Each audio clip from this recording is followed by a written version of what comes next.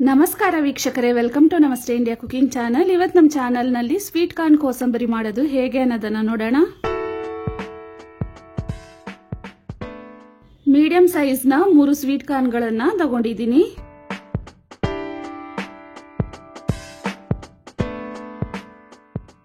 Sweet corn ಅನ್ನ ಈ ರೀತಿ ಬಿಡಿಸಿಟ್ಟಿದ್ದೀನಿ. ಇದನ್ನ ಒಂದು ಬಾರಿ ತೊಳೆದು 3 ಲೀಟರ್ನ ಕುಕ್ಕರ್ನಲ್ಲಿ ಹಾಕ್ತಾ ಇದ್ದೀನಿ. ಕಾರ್ನ್ ಮುಳುಗೋ ಅಷ್ಟು ನೀರನ್ನ ಹಾಕಬೇಕು.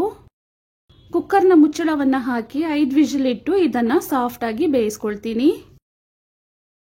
ಸ್ವೀಟ್ ಕಾರ್ನ್ ಇವಾಗ ಚೆನ್ನಾಗಿ ಬೆಂದಿದೆ. ನೀರಿಂದ ಕಾಳನ್ನ ಸಪರೇಟ್ ಆಗಿ ತೆಗೆದಿಡ್ತಾ ಇದ್ದೀನಿ. ಉಪ್ಪೇನು ಹಾಕಿಲ್ಲ.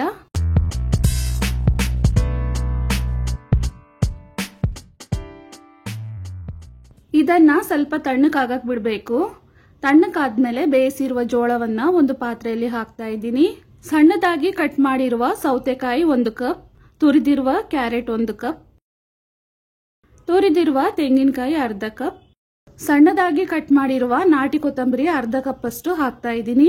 ಅರ್ಧ ಸ್ಪೂನ್ ಉಪ್ಪು, ಅಂದ್ರೆ ರುಚಿಗೆ ತಕ್ಕಷ್ಟು ಹಾಕೊಬಹುದು. ಇದನ್ನ ಒಂದ್ಸಲ ಚೆನ್ನಾಗಿ ಮಿಕ್ಸ್ ಮಾಡ್ತಾ ಇದ್ದೀನಿ. ನಾನು ಈ ವಸ್ತುಗಳನ್ನೆಲ್ಲ 180 ml ಅಳತೆ ಇರುವ 1 ಕಪ್ನಲ್ಲಿ ತಗೊಂಡಿದ್ದೀನಿ.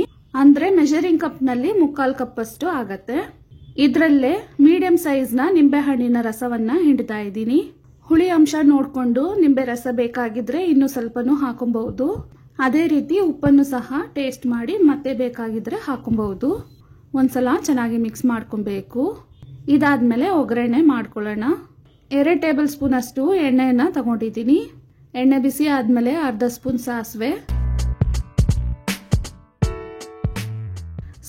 ಪೂರ್ತಿ ಸಿಡಿದಾದ್ಮೇಲೆ 2 ಹಸಿರು ಮೆಣಸಿನಕಾಯಿಯನ್ನ ಚಿಕ್ಕದಾಗಿ ಕಟ್ ಮಾಡಿ ಇಟ್ಕೊಂಡಿದ್ದೀನಿ. ಅದನ್ನ ಹಾಕ್ತಾ ಇದ್ದೀನಿ.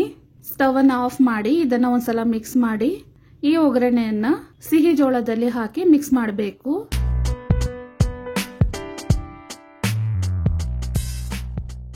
ಮತ್ತೆ ಇದನ್ನ ಒಂದ್ಸಲ ಚೆನ್ನಾಗಿ ಮಿಕ್ಸ್ ಮಾಡ್ಕೊಬೇಕು.